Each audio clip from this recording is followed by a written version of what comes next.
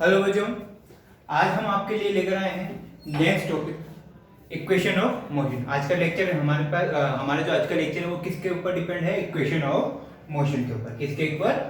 Equation of motion. Equation of motion, ठीक है बच्चों। इससे प्रीवियस लेक्चर में हमने किसके बारे में बात करी? हमने सीखा था कि एक्सेलरेशन क्या होता है। हमने क्या सीखा था? एक्सेलरेशन के बारे में। किसके बारे में सीखा था? एक्सेलरेशन के बारे में, ठीक है। अब हम क्या करते हैं, हमने दो बार चीजें देखी। एक्सेलरेशन वेरी भी कर रहा था, एक्सेलरेशन बार बार अपनी वैल्यू को चेंज कर रहा था, वेरी कर रहा था। कहीं पर एक्सेलरेशन कांस्टेंट भी था, कहीं पर एक्सेलरेशन कांस्टेंट भी था। जहां कांस्टेंट था वहां मैंने उसको बोला यूनिफॉर्म एक्सेलरेशन। क्या बोला था? Uniform acceleration. और जहां वेरी कर रहा था वहां मैंने बोला नॉन यूनिफॉर्म एक्सेलरेशन। क्या बोला था? Non uniform acceleration. इस तरीके से मैंने बात भी कही थी, याद है आपको? मैंने इन दोनों के लिए आपको ग्राफ भी बनवाए थे, ठीक है। अच्छा बच्चों, इक्वेशन ऑफ मोशन जो टॉपिक है, यानी कि मोशन की तीन इक्वेशन दी जाती है। पहली है v = u + at। दूसरी इक्वेशन है s = ut + ½ at²। और तीसरी इक्वेशन है v² = u² + 2af। इस तरीके से तीन इक्वेशन दी जाती है। बच्चों ये तीनों इक्वेशन कब एप्लीकेबल है? जब आपका एक्सेलरेशन क्या हो? कांस्टेंट हो। अगर आपका एक्सेलरेशन वेरी कर रहा है तब आप ये इक्वेशन ऑफ मोशन अप्लाई नहीं कर सकते। अगर आपका एक्सेलरेशन कांस्टेंट है तो आप इन तीनों इक्वेशन को या तीनों में से किसी एक इक्वेशन को एप्लीकेबल कर सकते हो, इसे अप्लाई कर सकते हो, इसमें कोई दिक्कत वाली बात नहीं। तो बात हमारे आज के टॉपिक में हम क्या सीखेंगे? आज के टॉपिक में सिर्फ मैं ये बताऊंगा आपको कि इक्वेशन ऑफ मोशन आई कैसे। बोले तो derivation of equation of motion, यानी कि इन इक्वेशन ऑफ मोशन को हम डिराइव करेंगे, तीनों इक्वेशन ऑफ मोशन को। नेक्स्ट लेक्चर में, ये लेक्चर के नेक्स्ट पार्ट में हम सीखेंगे इक्वेशन ऑफ मोशन की प्रॉब्लम सोल्व करना। कहां पर, किस सिचुएशन में हमें कौन सी इक्वेशन ऑफ मोशन अप्लाई करनी है, वो चीज हम कहां सीखेंगे? नेक्स्ट लेक्चर में। तो आज का लेक्चर सिर्फ और सिर्फ बेसिक लेक्चर है, जिसमें हम सिर्फ और सिर्फ क्या करेंगे? इसका डेरिवेशन करना सीखेंगे। क्या करेंगे? इसका डेरिवेशन सीखेंगे। तो पहली बात आते हैं तीनों इक्वेशन के डेरिवेशन पे। कहां आते हैं? बिना बकवास के स्टार्ट करते हैं इक्वेशन ऑफ मोशन का डेरिवेशन, ठीक है बच्चों।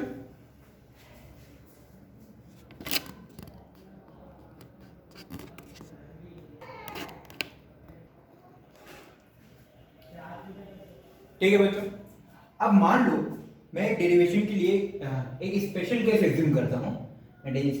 तीनों इक्वेशन को डिराइव करने के लिए क्या करता हूं? एक स्पेशल केस एज्यूम करता हूं। सपोज बच्चों एक कोई कार है, कोई व्हीकल है, इसकी इस पॉइंट ए पर जो वेलोसिटी है वो है u। इनिशियल वेलोसिटी कितनी है? u। कितनी मानी मैंने? Initial velocity u। और थोड़ी डिस्टेंस ट्रेवल कर, थोड़ी देर और ठहर जा, अच्छा बता दें, थोड़ी डिस्टेंस ट्रेवल करी। मान लो इसने बी पॉइंट पर जाके ये कार, अब लास्ट पॉइंट क्या है अपना? बी। बी के बाद क्या होता है? बी से पहले क्या होता है? उससे लेना देना मुझे नहीं है, ओके। मान लो बी पॉइंट पर इस कार की वेलोसिटी थी v। ए पॉइंट पर स्टार्टिंग में इसकी वेलोसिटी है u, बी पॉइंट पर लास्ट इसकी वेलोसिटी है v। ए से पहले क्या हुआ उससे मुझे कोई लेना देना नहीं है, बी के बाद क्या हुआ उससे भी मुझे कोई लेना देना नहीं है। मुझे तो इस कार की मोशन को स्टडी करना है। कहां से कहां? ए से बी के बीच में। कहां से कहां स्टडी करना है? ए से बी के बीच में, ठीक है, कोई दिक्कत नहीं। मान लो ए और बी के बीच की जो डिस्टेंस है वो कितनी है? Small S distance. कितनी है? Small S distance. कितनी डिस्टेंस है? स्मॉल एस, ठीक है। अब बच्चों वेलोसिटी में चेंज हो रहा है। अच्छा मान लो ए से बी आने में ये जो डिस्टेंस ट्रेवल करी एस, इस डिस्टेंस ट्रेवल करने को जो टाइम टेकन है वो कितना है? टी। कितना टाइम लिया इसने? टी टाइम लिया। ए से बी आने में कितना टाइम लिया? टी। और बच्चों टाइम के साथ साथ क्या वेलोसिटी में चेंज आ रहा है? u से कितनी हो रही है? v। अगर टाइम के साथ साथ वेलोसिटी में चेंज आ रहा है तो क्या यहाँ पर एक्सेलरेशन अवेलेबल होगा? बिल्कुल होगा। तो मान लो इस कार का जो एक्सेलरेशन है वो क्या है? a। तो in this case a car is at a with a velocity u, it start to move and travel a distance of small s in time small t with a constant acceleration a and it's final velocity at b is capital A small b। और यहाँ पर आपको अच्छे से पता है कि acceleration क्या है, कांस्टेंट है। अगर एक्सीलरेशन वेरी करता तो क्या हम इक्वेशन ऑफ मोशन अप्लाई कर सकता था? नहीं कर सकता था, ठीक है। सो एक्सीलरेशन इसका क्या है, कांस्टेंट। अब बात मुझे क्या करना है, सबसे पहले first equation of motion derive करनी है, v u a और t। अच्छा आपको अच्छे से पता है u क्या है, लिख देता हूं फिर भी, इनिशियल वेलोसिटी, ठीक है यार, ठीक है, कोई दिक्कत वाली बात नहीं है। v क्या है, फाइनल वेलोसिटी, v क्या है, फाइनल वेलोसिटी। t क्या है, टाइम टेकन है, a एक्सेलरेशन है, a क्या है, एक्सीलरेशन, और स्मॉल s क्या है, ट्रेवल्ड डिस्टेंस या डिस्प्लेसमेंट। डिस्प्लेसमेंट लिख देते हैं इसको, अच्छा रहेगा, डिस्प्लेसमेंट। t क्या है, टाइम टेकन, t भी लिख देता हूं, बचा यही है। t क्या है, टाइम टेकन, ठीक है बच्चों। अब सपोज, अब मुझे क्या करना है, एक्सेलरेशन का फॉर्मूला अप्लाई करना है।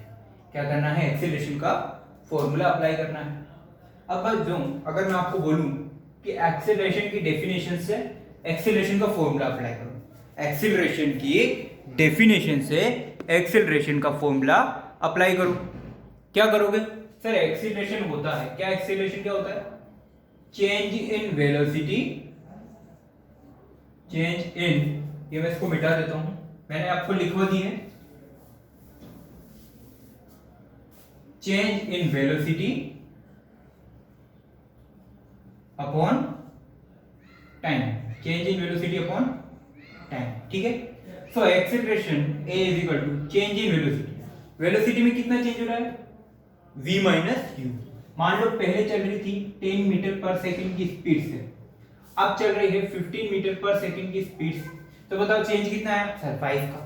वेलोसिटी में चेंज कितना है, 5 का। कैसे पता चला, 15 माइनस 10 यानी v minus u। So acceleration is equal to change in velocity, तो चेंज इन वेलोसिटी कैसे लिखोगे, v minus u। Time taken कितना है, t, टाइम टेकन कितना है, t। इसको और सोल्व करो, a इंटू टी, इस t को इधर मल्टीप्लाई कर दिया, इधर क्या बच गया, v माइनस u, इधर क्या बच गया, v माइनस u बच गया। सो इसको और सिंप्लीफाई करके मैं क्या लिख सकता हूं, इसको और सिंप्लीफाई करके क्या लिख सकता हूं, इस चीज को, v इज इक्वल टू, ये माइनस का u में इधर लेके लिख दिया, so plus u plus A T.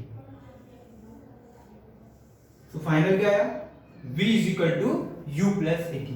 ये क्या आ गई, फर्स्ट इक्वेशन ऑफ मोशन, ये क्या आ गई, फर्स्ट इक्वेशन ऑफ मोशन। ये आ गया आपके पास, ये होगा फर्स्ट इक्वेशन ऑफ मोशन के लिए डेरिवेशन। नेक्स्ट अब मैं क्या कर सकता हूं, अब सोचो बात, मुझे क्या लानी है, नेक्स्ट इक्वेशन क्या लानी है, s is equal to ut plus half of at square. क्या लानी है, s is equal to ut plus half of at square. मतलब मुझे क्या लानी है, टोटल डिस्टेंस की लानी है। अच्छा बच्चों, डिस्टेंस को भी इंट्रो करवाना है, क्या करवाना है, डिस्टेंस को भी इंट्रो करवाना है, और किसको स्किप करना है, फाइनल वेलोसिटी। देखो क्या इस पूरी टर्म में डिस्टेंस आ रही है, इनिशियल वेलोसिटी आ रही है, लेकिन क्या फाइनल वेलोसिटी आ रही है, v कहीं दिखाई दे रहा है, नहीं दिखाई दे रहा है। इसका मतलब यहां से क्या करना है, स्किप करना है, v को मुझे स्किप करना है। चलो ठीक है, करते हैं। अच्छा पहले बताओ, एवरेज वेलोसिटी का फॉर्मूला, एवरेज वेलोसिटी का फॉर्मूला क्या होता है, अगर आपको दो वेलोसिटी दी हुई है और टाइम सेम दिया हुआ है तो आप ऐसे अप्लाई कर सकते हो, v plus u by T, दोनों वेलोसिटी का सम divided by number of velocity. दूसरी बात एवरेज वेलोसिटी क्या होती है, total displacement upon total time. So s by T भी लिखा जाता है, इसे क्या लिखा जाता है, s बाई टी भी लिखा जाता है। इन दोनों को सोल्व करें तो s इज इक्वल टू क्या लिख सकता हूं, इस t को ऊपर मल्टीप्लाई किया, v plus u into T divided by 2, v plus u into T divided by 2। अब बस मैं यहां से क्या कर सकता हूं, मैं यहां से v को मुझे स्किप करना है, यहां v नहीं डालना ना, v को मुझे क्या करना है, स्किप करना है। सो v की वैल्यू पुट कर दो कहीं से, अगर मैं v की वैल्यू पुट कर दूं तो मेरा v भी स्किप हो जाएगा, यहां से गायब हो जाएगा, और अगर v गायब हो जाएगा तो मेरा काम बन जाएगा। यहां से मुझे क्या करना है, v को गायब करना है। सो v की जगह मैं क्या पुट कर सकता हूँ, ये u प्लस 80 पुट कर सकता हूँ। अगर मैंने u प्लस 80 पुट किया तो क्या यहाँ v बचेगा, v तो गायब हो जाएगा, v तो गायब हो जाएगा। तो करते हैं जरा नेक्स्ट, v की जगह मैंने पुट किया है u प्लस 80, v की जगह मैंने क्या पुट किया u प्लस 80। तो मेरी इक्वेशन यही बना देता हूँ मैं, इसका s is equal to v की जगह क्या पुट किया u plus 80, okay, plus u, इस v की जगह मैंने पुट किया u प्लस 80 प्लस u, ये plus u as it is put किया। बाहर क्या मल्टीप्लाई है, t, बाहर क्या मल्टीप्लाई है t, और डिवाइडेड बाय 2 तो चली गया। s इज इक्वल टू, अब इस t को भी अंदर मल्टीप्लाई कर दो, t को भी अंदर मल्टीप्लाई कर दो। पहले अंदर वाले मटेरियल को सोल्व कर देता हूं। u प्लस u कितना हो गया, 2u प्लस 80 बच गया। तो ये u और ये u कितना बन गया, 2u, और ये 80। अब इस t को भी अंदर मल्टीप्लाई कर देंगे, ठीक है बच्चों। अब इस t को मैं अंदर मल्टीप्लाई करूं तो क्या बनेगा इक्वेशन, इस t को अंदर मल्टीप्लाई किया 2ut प्लस 80 पहले था, एक और t मल्टीप्लाई हो गया, क्या बनेगा 80 स्क्वायर डिवाइडेड बाय 2। अब ये 2 को मैं सेपरेट रखता हूं, t को मैं ये जो 2 है इस 2 को मैं क्या करता हूं, सेपरेट रख दूं। जब 2 को सेपरेट करूंगा तो क्या बनेगा, इसको थोड़ा सा ऊपर सोल्व कर रहा हूं बच्चों, मैं यहां से इसको मैं ऊपर लेके जा रहा हूं, यहां सोल्व कर रहा हूं। So s is equal to 2ut upon 2 plus 80 square upon 2, इस 2 से ये 2 कट, तो यहां क्या बच गया, s is equal to only ut plus half of 80 square. ये जो 2 था इसको मैं थोड़ा सा बाहर जाके लिख दिया, हाफ ऑफ 80 स्क्वायर। ये क्या बन गया, सेकंड इक्वेशन ऑफ मोशन। ये क्या आ गया आपकी सेकंड इक्वेशन ऑफ मोशन। देख लो, यहां से मेरे को क्या करना था, v को स्किप करना था। v को स्किप करने की जगह क्या किया, v की वैल्यू पुट कर दो, जिसको स्किप करना है उसकी वैल्यू यहां पे पुट कर, खत्म। नेक्स्ट है थर्ड इक्वेशन। थर्ड इक्वेशन का डेरिवेशन करते, पहले यहां पे कॉपी करो।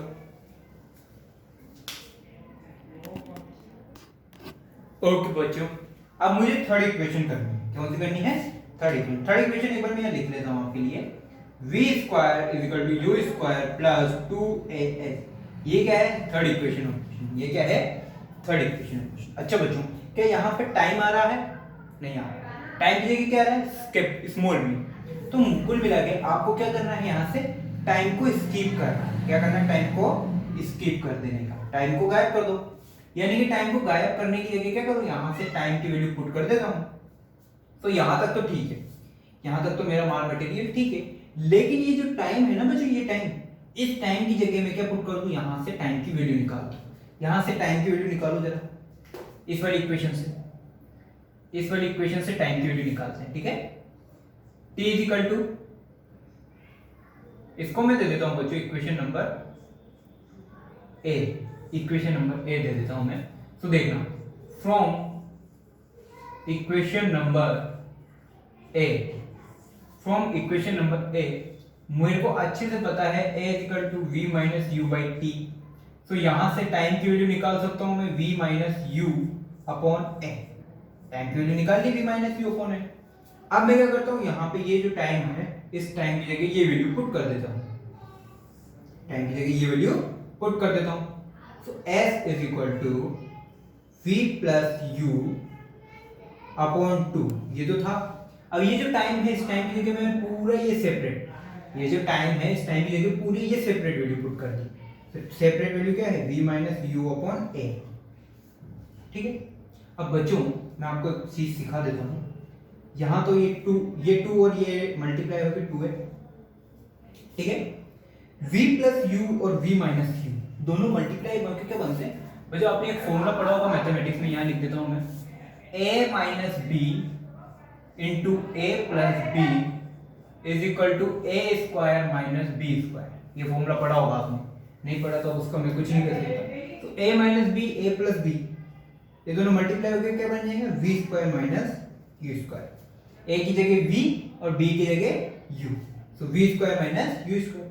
अब इस 2a को इधर मल्टीप्लाई करो, सो फाइनल क्या बनेगा, v square minus u square is equal to 2as।